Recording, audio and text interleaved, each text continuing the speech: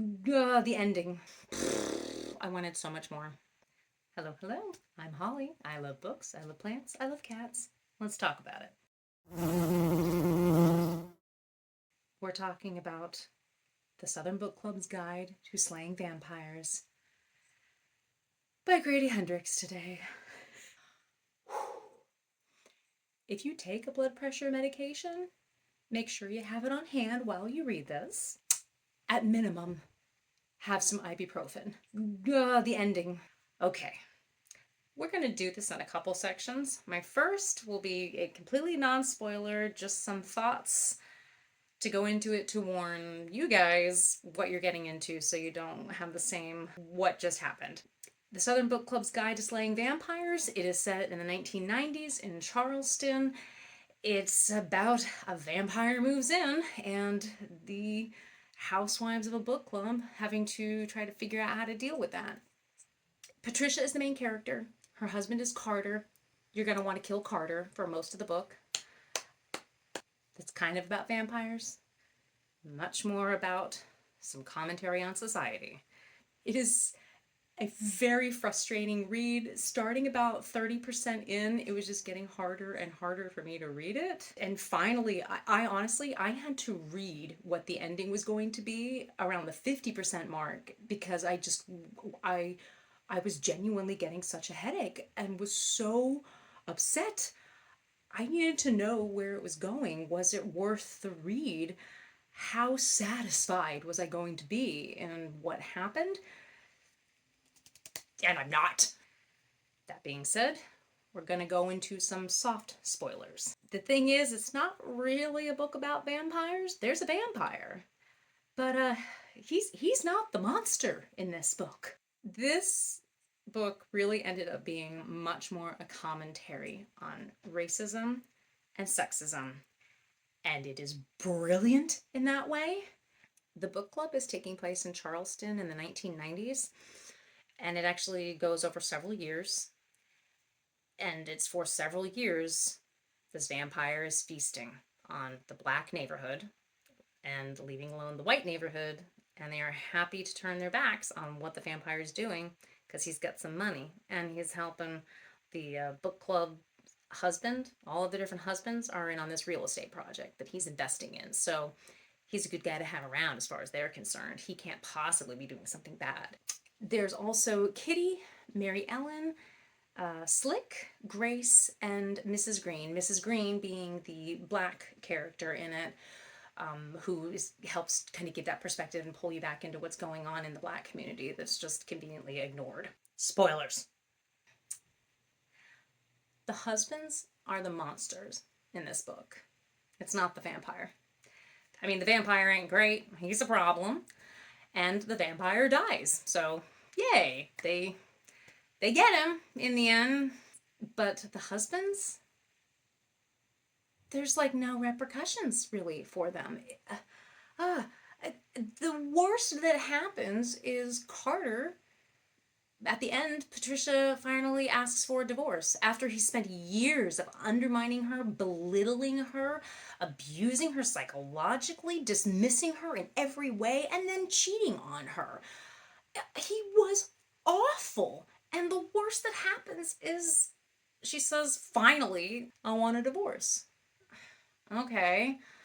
And that's it. All of the other husbands, the only thing that really happens is that when the vampire is finally taken out by the book club, the a big portion of the investment in that real estate project I was talking about is gone. So the white husbands now, they're kind of panicking because the money's gone. So what's going to happen now? And that's really about it. That we just know there's now going to be some financial problems, which, was a big portion of why a lot of the book club members also backed off on fighting this vampire for years because they got manipulated by their husbands into feeling like they needed to shut their traps and go along with it because money.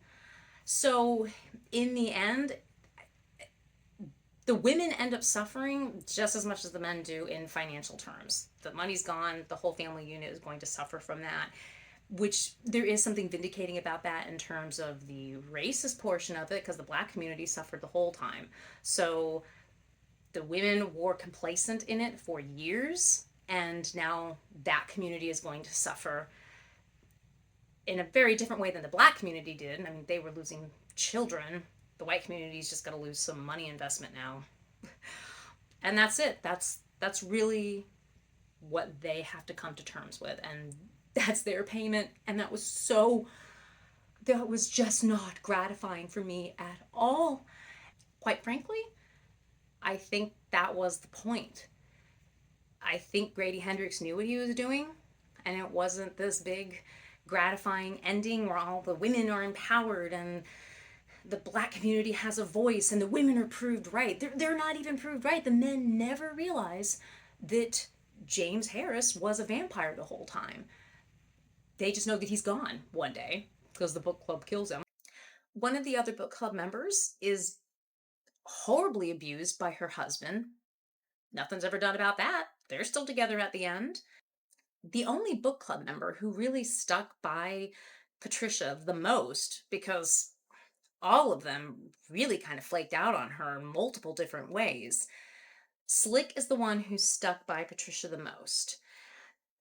And in the end, Slick is raped and also dies. Oh, and the dog dies.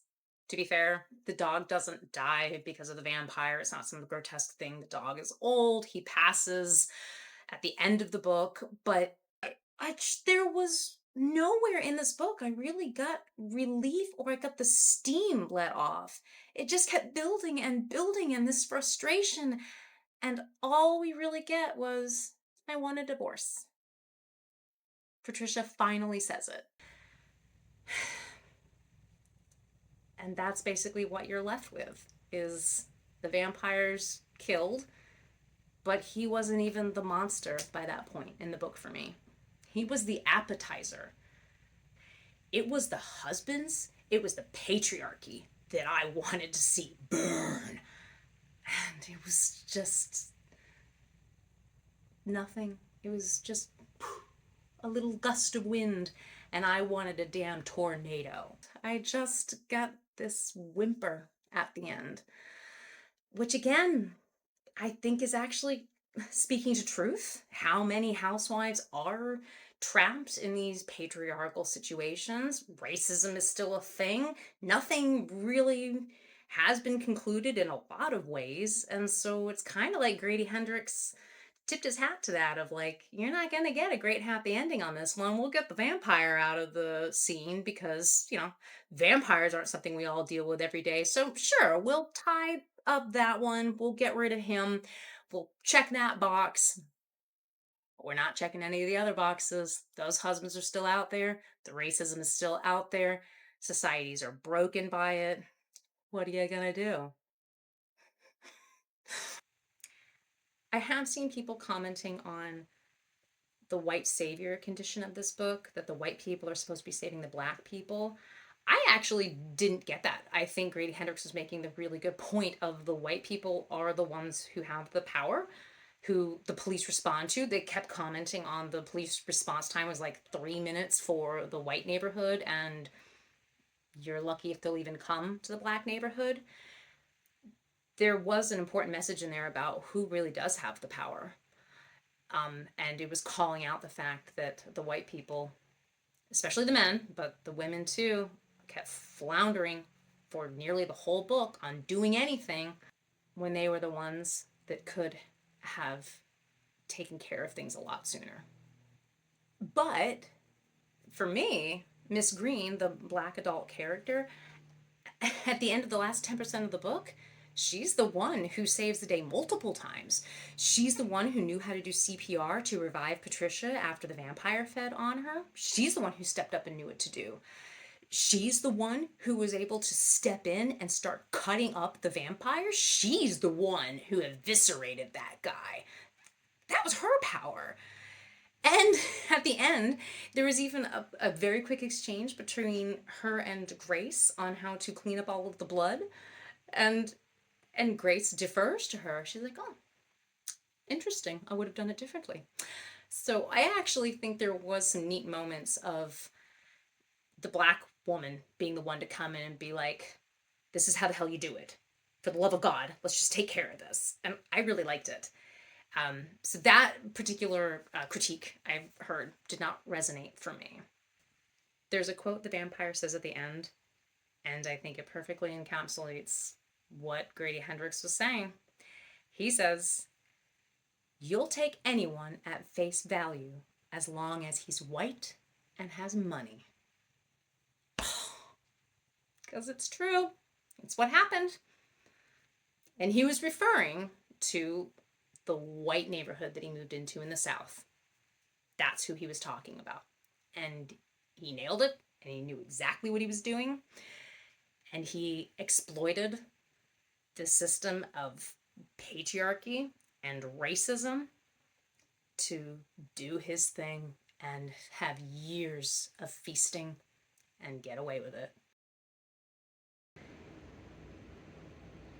There is not a satisfying release of the tension for this book, and you just need to know that going into it. I wish I had when I started it. I think I would have been able to take the book in much better, but to have my blood pressure just keep going up and never get that valve release was hard. And then to just this whimper of an ending, nothing is really resolved except the vampire. Society is still what it is. Patriarchy, racism, and that's the end. Be prepared.